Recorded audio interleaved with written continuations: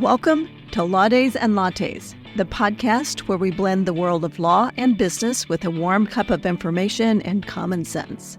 I'm your host, Sidney Whelan, attorney, real estate investor, and business owner. Each week, we'll be your go-to source for legal insights, business advice, and so much more. Whether you're a seasoned professional, an ambitious entrepreneur, or simply someone seeking guidance, we'll have you covered. From navigating the legal landscape to empowering you with valuable business strategies, we'll explore the legal side of life and enjoy a virtual latte along the way. So, grab your favorite latte, get comfortable, and let's dive into Law Days and Lattes.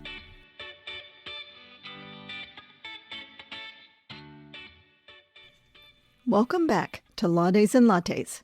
I'm your host, Sidney Whelan, founder of the Whelan Law Firm, serving North Central Missouri businesses and families in 3 convenient locations: Moberly, Carrollton, and Paris.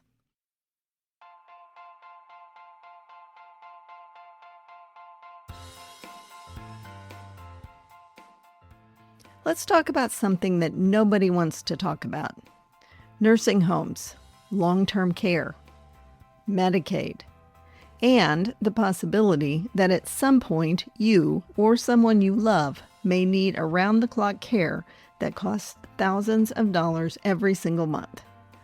This isn't exactly the cheerful conversation you have over coffee or your favorite latte. But here's what I want you to know after years of practicing law and working with families.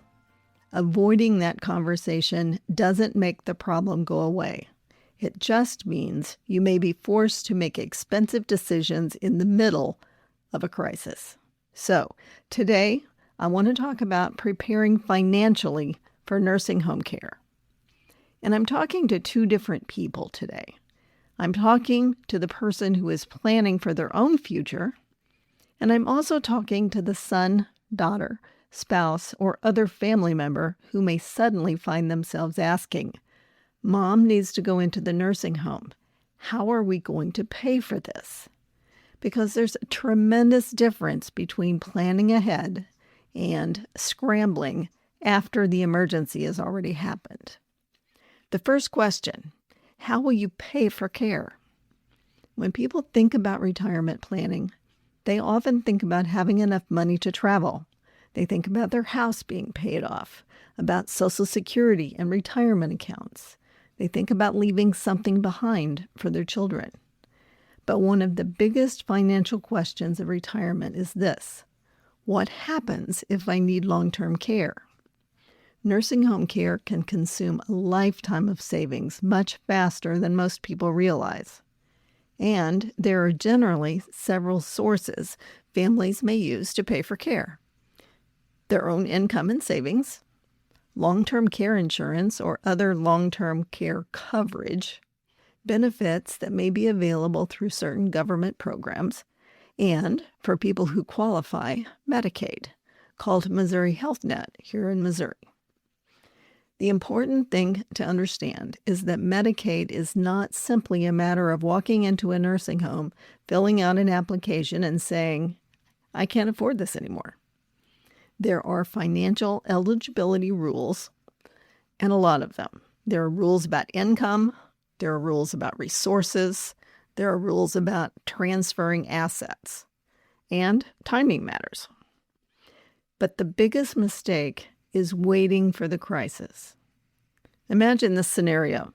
Dad falls. He goes to the hospital and then to rehab. And then suddenly the family is told that he cannot safely return home. Now everyone is in crisis. His kids are looking at nursing homes. Someone is trying to figure out how much money is in his bank account. Nobody knows whether he has long-term care insurance. Someone remembers that he has a trust, but nobody knows what kind of trust it is or where it is.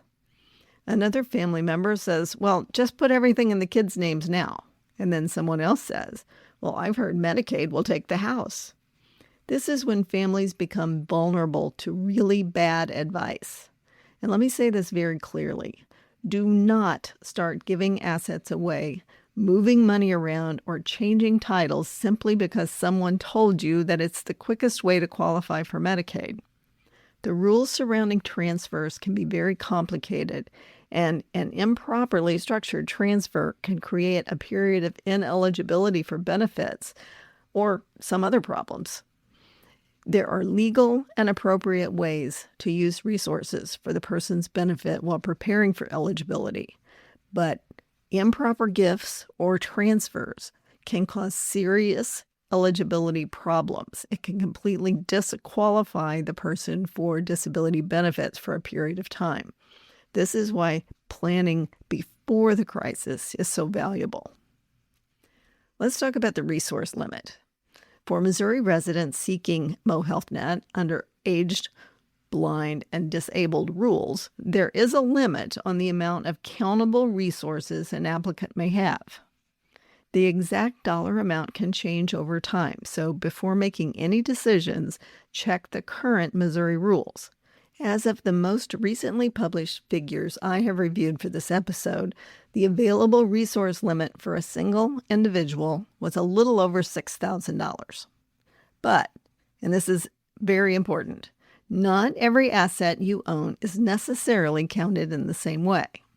That distinction is where good planning becomes incredibly important. So, what assets may not be counted in that $6,000 limit? Missouri identifies certain property that generally may not be counted in the same way as cash and other available resources. So, depending on the circumstances and the category, the excluded assets include such things as a home, one vehicle, household goods and personal belongings, and a prepaid burial or funeral arrangement. Sometimes other property may be excluded under the rules, such as income-producing assets under certain circumstances. But please hear me on this. An excluded asset does not necessarily mean an asset that requires no planning.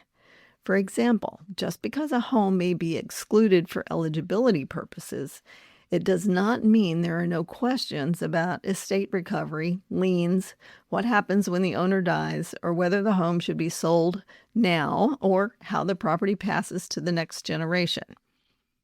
Missouri also has cost recovery rules, and long-term care benefits can create an estate recovery and lien issues in some circumstances.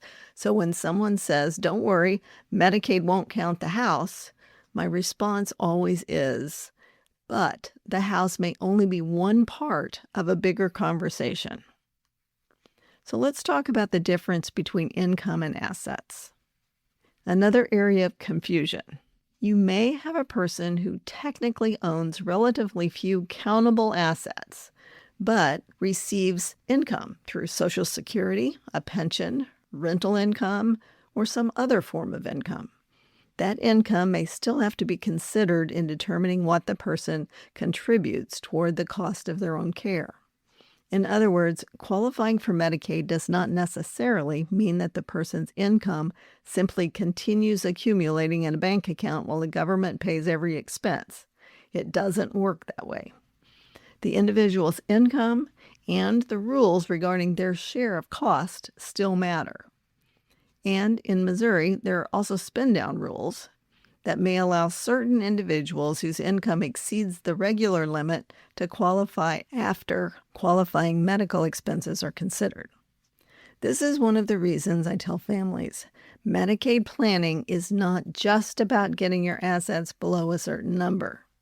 That is much too simplistic. You have to look at the whole picture: income, resources, the type of care needed, the marital situation, existing insurance, trusts, real estate, business interests, and transfers that have already been made.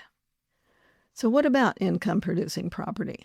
This is another area where families need to slow down and get good advice. A family farm, rental property, business interest, or some other income-producing asset may require a different analysis than a checking account. The question isn't simply, can we keep it? The question may include, is the asset countable? Does it produce income? Is that income available to help pay expenses? Is the asset necessary to the person's livelihood or support? Can the asset be transferred without any consequences? Does a spouse have an interest in it? Is it already owned by a properly structured entity or a trust? You cannot simply put every asset into one basket and say, count it or don't count it. The details matter. So, the role of trusts. I want to clear up one very common misunderstanding. Having a trust does not automatically protect assets from nursing home costs or make someone eligible for Medicaid. The type of trust matters, and the terms of the trust matter. Who created the trust matters. Who funded the trust matters. It matters whether the trust is revocable or irrevocable. It matters when the trust was funded and who has the right to receive distribution, and whether the assets can still be reached for the benefit of the person needing care.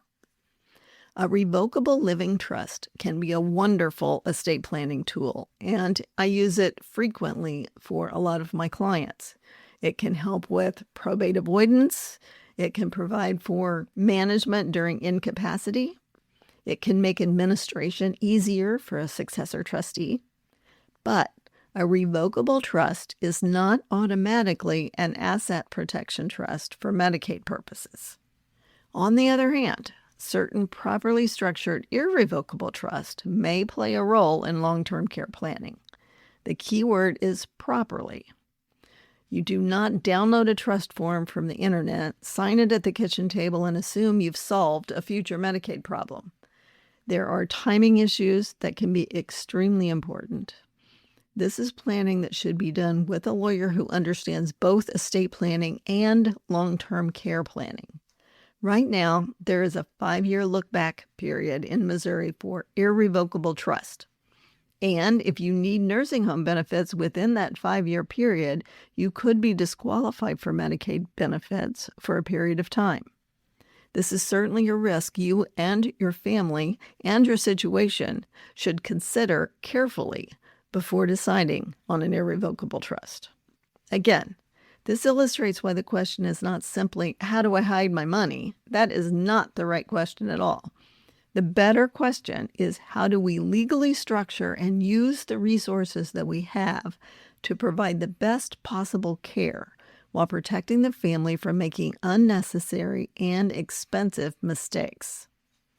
Let's talk about spending down your assets.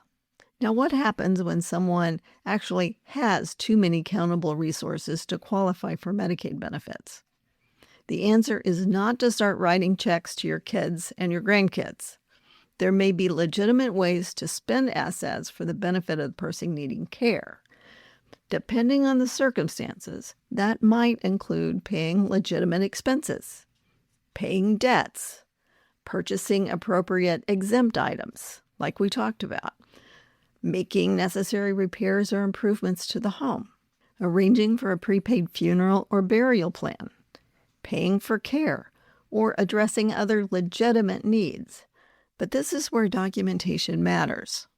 A good rule of thumb is, if you're spending money, you should be able to explain it, where it went, why it was spent, and what the person received in exchange.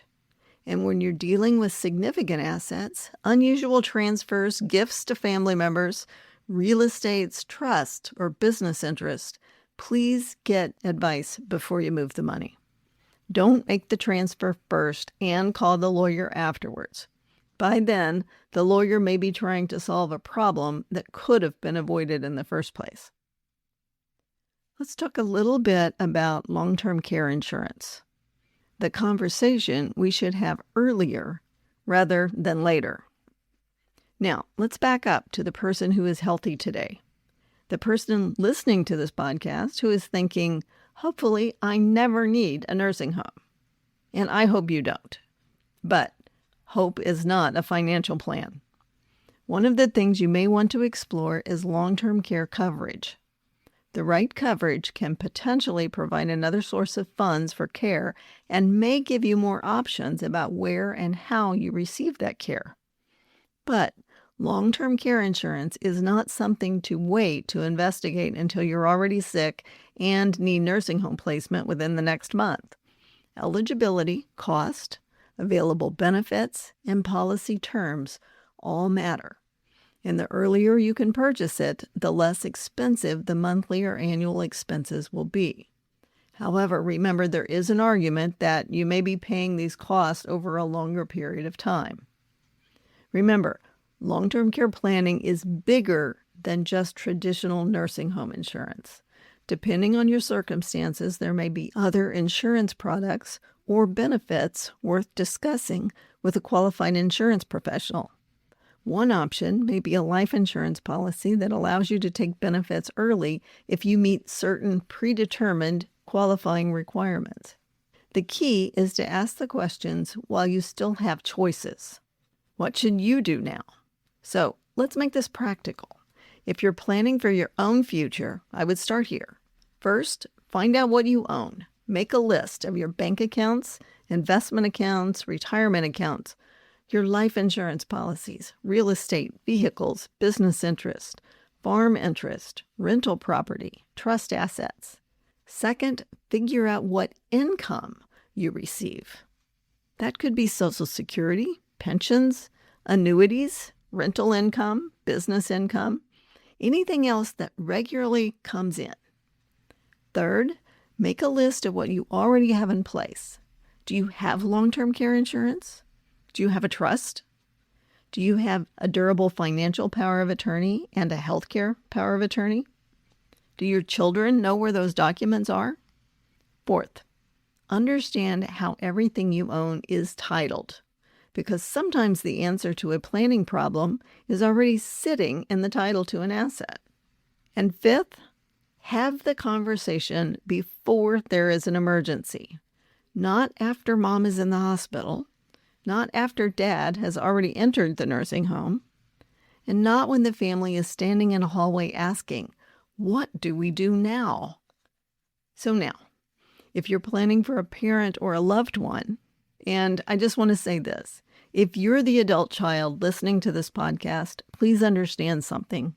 You may love your parents deeply and still have absolutely no idea what their financial situation is. That's really more common than you think. Have the conversation. And there are some better ways to have that conversation. You don't have to ask, "Mom, how much money do you have?"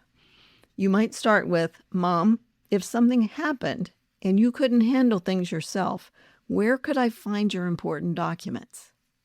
And then you can move on to other questions. Do you have a power of attorney? Do you have a trust?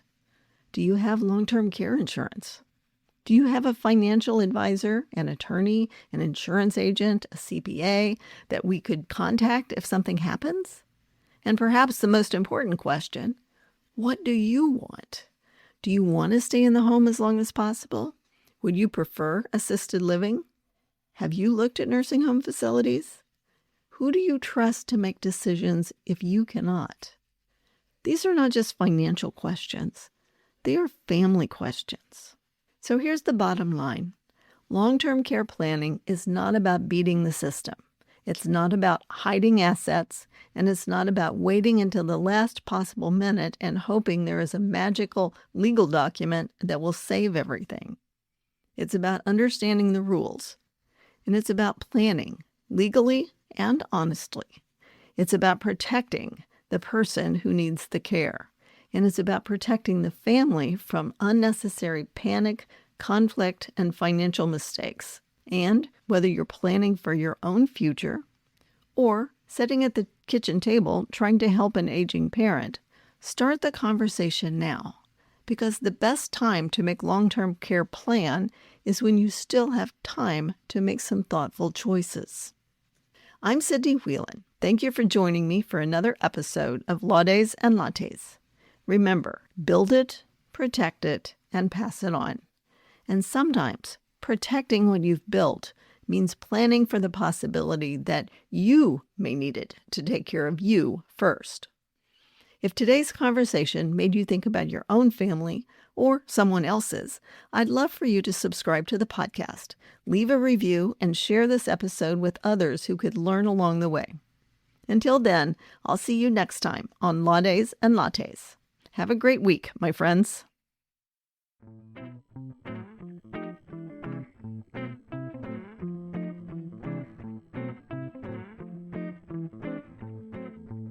This podcast episode contains general information for discussion purposes only. Each case is different and must be judged on its own merits. Missouri rules generally prohibit lawyers from advertising that they specialize in particular areas of the law. This show should not be construed to suggest such specialization. Nothing on this show should be taken as legal advice for any individual case or situation. This information is not intended to create an attorney-client relationship, and the listening or viewing of this podcast does not constitute an attorney-client relationship. The choice of a lawyer is an important decision and should not be based solely upon advertisements.